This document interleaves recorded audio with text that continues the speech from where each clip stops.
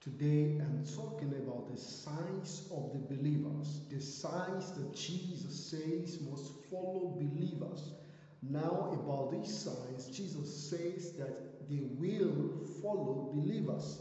Jesus personified them and says they will follow believers. Every believer in Christ, the Bible says, these signs will follow them. Amen and amen. The word of Jesus is yes and amen. And these are the signs. Mark 16, 17 through 18. And these signs will follow those that believe in Christ Jesus. Jesus says, in my name they will cast out demons. They will cast out demons. They will speak in new tongues that were unknown to them before. They will take up serpents, and if they drink anything deadly, it will by no means hurt them. They will lay hands on the sick, and they will recover. They will recover. The sick shall recover when the believers in Christ lay their hands on them. Signs are qualities. The signs of the believers that we are talking about, they are qualities, not just qualities, they are divine qualities. They are abilities, not just abilities, they are divine abilities. They are the identities, not just identity, but divine identities, divine peculiarities that set apart believers in Christ from other believers. People in the world believe in diverse things, but the things that will differentiate the believers in Christ from others are the divine abilities that they will possess. And the Bible says, Jesus says, number one, they will cast out demons. Demons are unclean spirits that are responsible for afflictions and oppressions, sicknesses, nightmares. Jesus says believers in him will cast out demons, evil spirits, unclean spirits in his name. Number two, they will speak in new tongues that were unknown to them before. Not a tongue that they will be taught how to speak, but new tongues that they will speak by divine abilities. Not the tongue that any teacher, not a language that any teacher will teach them, but the language that the Spirit will give them the abilities to speak. Yes, and that happens in Act 2. That was his first manifestation of speaking in tongues. Act chapter 2, the Bible says the apostles were in the upper room, and there came a rushing wind, and something like tongues of fire settled upon all of them, 120 in number, in the upper room, and they began to speak in tongues. And the people who came from diverse nations heard them speaking in tongues, in their languages, and they marveled. They were mocking them before, but by the time it dawned on them, they realized that this wasn't a joke, but a reality. And on that day, about 3,000 of them believed in Christ Jesus. They believed the gospel.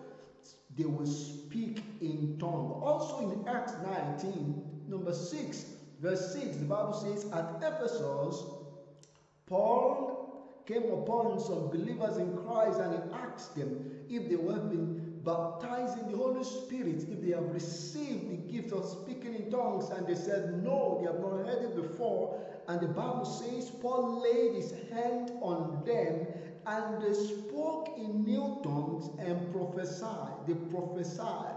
Number 3, they will take up serpents. They will take up serpents, and the serpent will not be able to hurt them. Realize this. This is not magic. They are not to go about seeking for serpent to pick up, to show to the people, to prove to the people that they are peculiar people, that they are people of divine abilities. No, it is not like that. It is not for showbiz, but it is give glory to God, to give glory to God for the propagation of the gospel of Christ. And the book of Acts 28, 3-6, the Bible says when Paul was gathering sticks for fire, a serpent wrapped itself around his hand, and Paul shook up the serpent into the fire. The onlookers were expecting that something will happen to Paul and that he will fall down, but he did not fall down. The serpent was not able to harm him, thus confirming what Jesus says, that serpent will be unable to harm those who believe in him. Number 4, the Bible says they will drink deadly thing and it will by no means hurt them. This is another sign. It's not that they will be drinking or taking up deadly things and drink for pleasure, no, or to prove to people, no, but they may be poisoned. The Bible says the sign shall manifest, that the poison shall have no effect on them. Number 5, they will lay hand on the sick and they will recover. The sick will recover from their sicknesses. Acts 28 verses 8 and 9. And it happened that the father of Publius lay sick of the fever and dysentery. Paul went to him and prayed. Paul went into him and prayed, and he laid his hands on him and healed him. He was healed of his fever and dysentery. So when this was done, the rest of those on the island who had diseases also came and were healed. They were healed. So the words of Jesus, that these signs will follow those that believe in him, is not just for the record, but is a fact that must be proven, that will be seen in the life of believers. I ask you, what are your signs? Are there signs in your life? Are these signs following you? If these signs are not yet following you, you have to seek the face of God for the signs to manifest in your life. It is the promise of the Father. It is the promise of the Lord that these signs will follow you. They will follow you everywhere you go. Day and night, they will abide with you. What are your signs?